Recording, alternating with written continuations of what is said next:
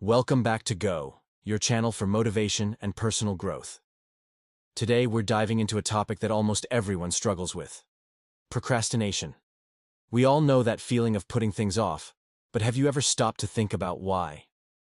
It turns out, procrastination isn't just one single bad habit. There are different types, and each one affects us in unique ways, driven by different reasons. Understanding which type you're dealing with is the first step to finally beating it. In this video, we'll explore the three main types of procrastination: emotional, perfectionist, and distracted. We'll learn how to recognize them in our daily lives, and most importantly, discover effective strategies to overcome them.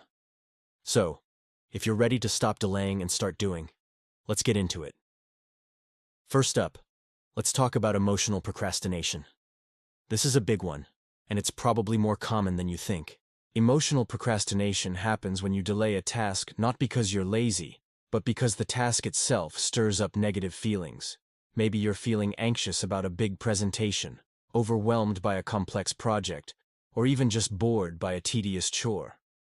Your brain, in its natural desire to protect you and seek comfort, will try to escape these unpleasant emotions. So, instead of facing the task, you find yourself doing anything else to feel better in the moment. Scrolling through social media, watching another episode of a series, or tidying up a drawer you haven't touched in months. For example, imagine you have a crucial project with a tight deadline. But every time you think about starting, a wave of anxiety hits you. You worry about failing, about not being good enough, and that fear paralyzes you. So you put it off, telling yourself you'll do it tomorrow when you feel more motivated. The problem is, tomorrow comes, and the anxiety is still there, maybe even stronger. This type of procrastination isn't about the task itself, but about managing the emotions associated with it. So, how do you break this cycle? The key is to act in spite of your feelings. Don't wait to feel motivated, because motivation often comes after you start, not before. A powerful technique is the easy start. Pick the smallest, most ridiculously simple part of the task, and just do that. If you need to write a report, just open a new document and write a single sentence. That's it. This small action helps break the inertia and proves to your brain that the task isn't as scary as it seems. Remember, feeling fear, anxiety, or boredom is completely normal. These feelings don't have to control your actions. Acknowledge them, accept them, and then take one small step forward anyway. Next, let's look at the second major type: perfectionist procrastination. This one is sneaky because it often masquerades as having high standards. Perfectionist procrastinators delay tasks because they have an overwhelming desire for everything to be absolutely flawless. They wait for the perfect time to start, for the perfect idea to strike, or for the perfect conditions to align. The truth is, that perfect moment rarely, if ever, arrives. This mindset traps you in a debilitating cycle of perfect or nothing. You might spend hours or even days planning, researching, and revising minor details without ever making substantial progress. A classic example is writing a report. You finish a draft, but instead of moving on to the next step or submitting it, you get stuck. You reread it 100 times, tweaking every single word, convinced it's not good enough. You tell yourself, "I'll just work on it a little more," but a little more turns into an endless loop of revisions, and the deadline creeps closer and closer. This isn't about improving your work. It's about a fear of being judged or making a mistake. The thought of submitting something that is less than perfect is so terrifying that you'd rather not submit anything at all. So, how do you overcome this?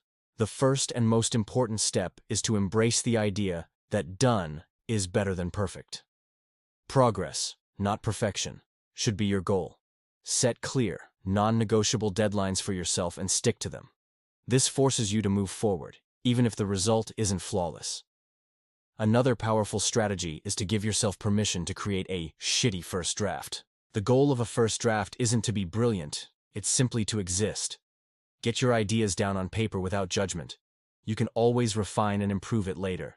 Remember, mistakes are not signs of failure. They are an essential part of the learning and creation process. By shifting your focus from achieving an impossible standard of perfection to making consistent progress, you can break free from this paralyzing form of procrastination.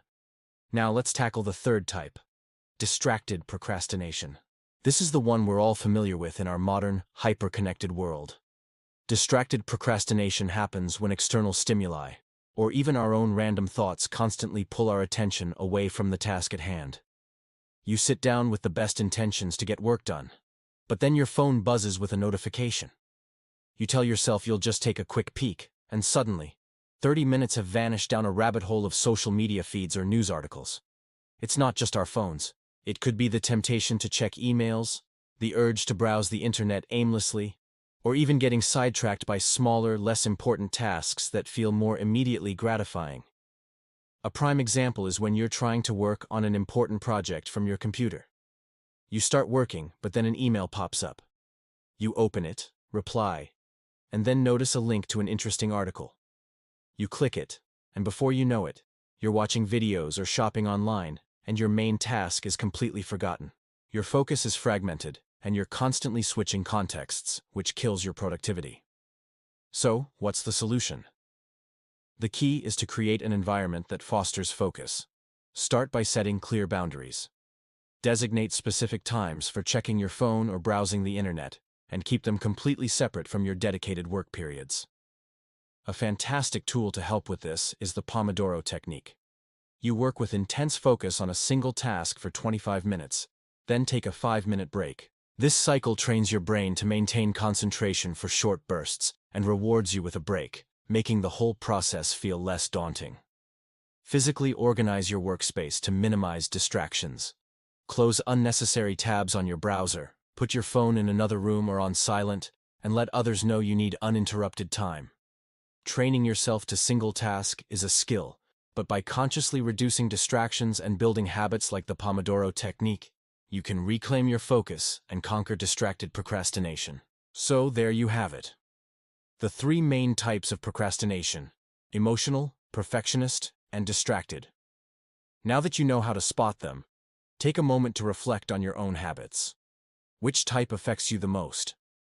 Is it the fear and anxiety of emotional procrastination, the impossibly high standards of the perfectionist, or the constant interruptions of the distracted procrastinator? Often, it's a mix of all 3. But by identifying your primary trigger, you can start applying the right strategies to fight back. The most important thing is to start today. Don't wait for a better time. Choose one small step you can take right now to break the cycle and start building momentum. We'd love to hear from you. Share in the comments below which type of procrastination you struggle with the most and one small action you plan to take this week to overcome it. Your journey can inspire others in this community. If you found this video helpful and want more practical advice for personal growth, please give it a like and subscribe to go. Your support helps us create more content just like this. Stay tuned for our next video where we all dive even deeper into specific tools and habits to conquer procrastination for good and build lasting productivity. With Go, you have the power to create the change you want to see in your life. Thanks for watching, and we'll see you next time.